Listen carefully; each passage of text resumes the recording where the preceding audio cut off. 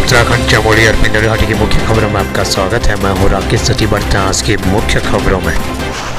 CBI ने पूर्व one मंत्री हरक सिंह रावत से की पूछताछ। सीबीआई ने पूर्व वन मंत्री हरक सिंह रावत से पूछताछ की। इस दौरान हरक सिंह रावत ने सीबीआई को कुछ गोपनीय दस्तावेज सौंपे। पोखरण रेंज घोटाले के संबंध में सीबीआई ने हरक सिंह रावत से पूछताछ की। हरक सिंह रावत का कहना है कि उनका इस मामले से कोई लेना देना नहीं है। मामला तब का है जब पोखरण रेंज में टाइगर सफारी बनने में अनियमितता सामने आई थी।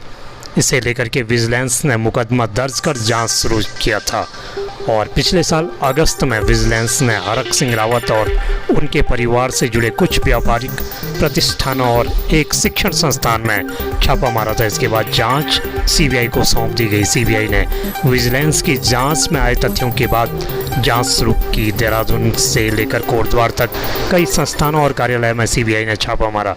इसके बाद सीबीआई ने गत 14 अगस्त को पूर्व वन मंत्री हरक सिंह रावत के इंदिरानगर स्थित कार्यालय में पूछताछ की गई। पूछताछ में पूर्व मंत्री हरक सिंह रावत ने कहा कि उनका इस मामले में कोई लेना देना नहीं है। दिल्ली के बुराड़ी में केदारनाथ धाम के नाम से अब नहीं बनेगा कोई मंदिर। उत्तराखंड के तमाम धर्मावलंबियों के विरोध प्रकट करने के बाद केदारनाथ धाम ट्रस्ट दिल्ली ने इसे नहीं बनाने का निर्णय लिया है। राज्य की धामी सरकार ने भी इस मसले पर जन भावनाओं को भांपते हुए धाम के नाम पर कहीं भी दुरुपयोग न हो, इसके मद्देनज़र कठोर कानून लाने का निर्णय हाल के दिनों में कैबिनेट के माध्यम से किया। धामी सरकार ने कैबिनेट के माध्यम से निर्णय लिया कि भविष्य में उत्तराखंड के धामों का कोई दुरुपयोग न हो। इसके मद्देनज़र राज्य सरकार जल्द ही कानून लाने जा रही है। स्वयं मुख्यमंत्री ने कहा कि देश में केदारनाथ धाम एक ही है और एक ही रहेगा।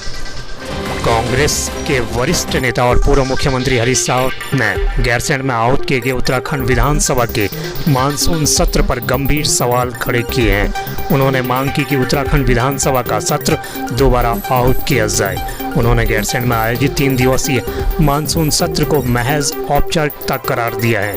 हरीश रावत ने कहा कि उत्तराखंड आपदा की दृष्टि से अत्यंत संवेदनशील प्रदेश है, जहां मानसून सत्र में आपदा जैसे महत्वपूर्ण मुद्दे पर मात्र आधे घंटा चर्चा की गई है, जो केवल औपचारिकता मात्र है। इसके अलावा उन्होंने महिला अपराध जैसे गंभीर मुद्दों पर सरकार पर मौन रहने का आरोप लगाया और चिंताजनक विषय बताया और सरकार से दोबारा सत्र आहूत करने की मांग की ताकि गंभीर मुद्दों पर विस्तृत चर्चा हो सके और महिलाओं की सुरक्षा को लेकर के कठोर कानून बनाए जा सकें।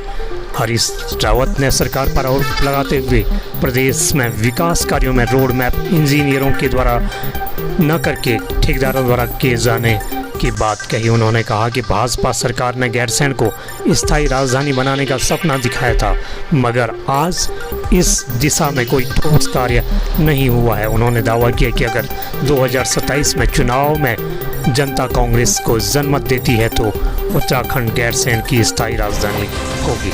हैदराबाद में आयोजित NSDC हैदराबाद मैराथन में तृतीय स्थान पर रही भागीरथी बिष्ट तेलंगाना के हैदराबाद शहर में रविवार को आयोजित NMDC हैदराबाद मैराथन 2024 में चमोली जनपद के देवाल ब्लॉक के दूरस्थ गांव वाण की भागीरथी बिष्ट ने तृतीय स्थान प्राप्त कर जनपद और क्षेत्र का नाम रोशन किया।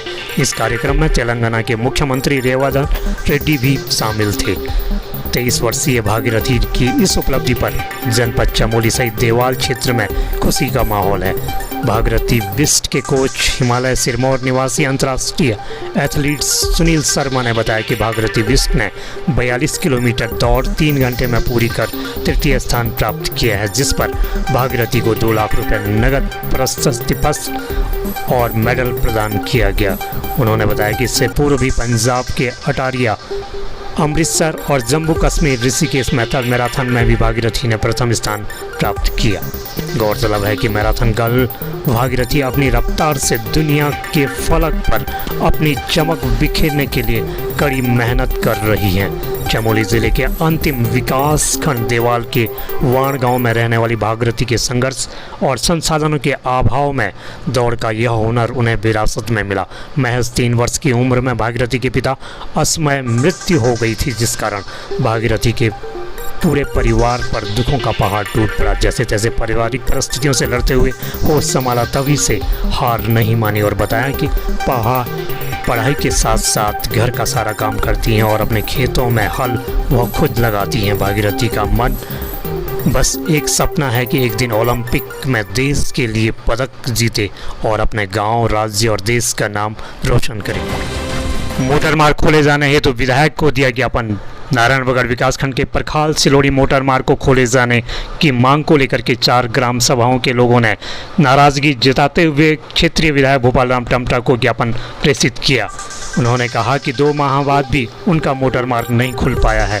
नारायणबगड़ के 2 माह से बंद पड़े परखाल सिलोड़ी मोटर मार्ग को खोले जाने हेतु विधायक भोपाल राम टमटा को ज्ञापन प्रेषित किया गया, जिसमें कहा कि 5 जून 2024 को हुई भारी बारिश के कारण परखाल सिलोड़ी मोटर मार्ग बाधित है। तब से न तो क्षेत्रीय जनप्रतिनिधि उनकी खबर ले रहे हैं, ना ही कि इस दिशा में कोई कार्य किया जा रहा है, जो बहुत ही दुर्भाग्यपूर्ण है। ग्रामीणों ने कहा कि जिस स्थान पर भारी भूस्खलन हो रहा है उस स्थान पर वैली ब्रिज बनाया जाए। इस अवसर पर क्षेत्र पंचायत सदस्य हेमलता नेगी, प्रधान प्रेमचंद्र पुरोहित, सरस्वती बिष्ट, सुरेंद्र सिंह, वीरेंद्र सिंह बिष्ट समेत तमाम ग्रामीण उपस्थित थे। भारी बारिश से पैदल रास्ते, पेयजल लाइनें पूर्ण रूप से क्षतिग्रस्त, जनप्रतिनिधियों पर फूटा गुस्सा। नारायणबगड़ विकासखंड के कड़ाकोट पट्टी के दर्जनों गांवों को जोड़ने वाले नारायणबगड़ परखाल रेंस चोपता भटियाना मोटर मार्ग 20 अगस्त को क्षेत्र में हुई भारी बारिश के कारण भंगोटा के समीप एवं चलियापानी गांव के निकट टूटने के कारण संपूर्ण कड़ाकोट पट्टी में जनजीवन अस्त व्यस्त हो गया है, जिस कारण कड़ाकोट पट्टी के दर्जनों गाँव खाद्यान्न समेत आवश्यक वस्तुओं के संकट से जूझ रहे हैं। उनका कहना है कि आज तक यहाँ प्रतिनिधि यहाँ पहुँचे हैं, नहीं उनकी सुध ली गई है। नारायणबगड़ प्रखंड के रेंस चोपता भटियाना मोटर मार्ग के 20 अगस्त से बंद होने के कारण भंगोटा, रेंस चोपता, बेचरा, लोदला, कवारतीर सहित दर्जनों गांवों में खाद्यान्न, गैस, पेयजल समेत आवश्यक वस्तुओं का संकट उत्पन्न हो गया है। ग्राम प्रधान भंगोटा भूपेंद्र मेहरा ने बताया कि भंगोटा गांव के समीप हर वर्ष सड़क टूटने के कारण विभाग के द्वारा हर साल सड़क खोलने के लिए अंदर की तरफ मिट्टी खोदी जाती है, जिस कारण लगातार उनका गांव भूस्खलन की चपेट में आ गया है। वहीं अधिवक्ता पृथ्वी सिंह नेगी ने बताया कि विगत दिनों भारी बारिश के कारण सड़क टूटने से उनका संपर्क ब्लॉक मुख्यालय से टूट गया है, जिससे उनकी पेयजल लाइनें, रास्ते और संपूर्ण आवागमन के साधन क्षतिग्रस्त हो गए हैं, जिस कारण आवश्यक वस्तुएं गांव तक नहीं पहुंच पा रही हैं, जिसको लेकर के ग्रामीणों ने भारी रोष व्यक्त किया। 1 माह पहले नदी में बहकर लापता युवकों की खोजबीन जारी।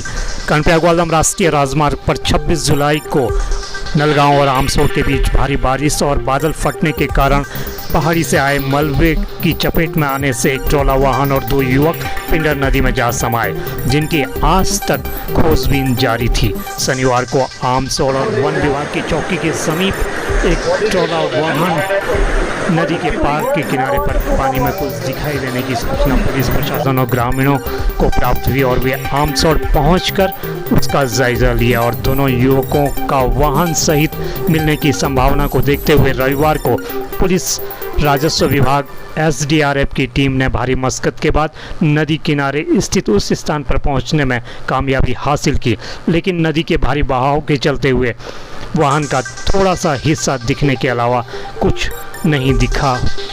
थाना प्रभारी पंकज कुमार और एसडीआरएफ के टीम लीडर ने बताया कि पानी की बहुलता को देखते हुए फिलहाल ट्रोला वाहन को सुरक्षित रखने के लिए रस्सियों को बांध करके उसे निकालने की कोशिश की जाएगी, ताकि जब पानी कम हो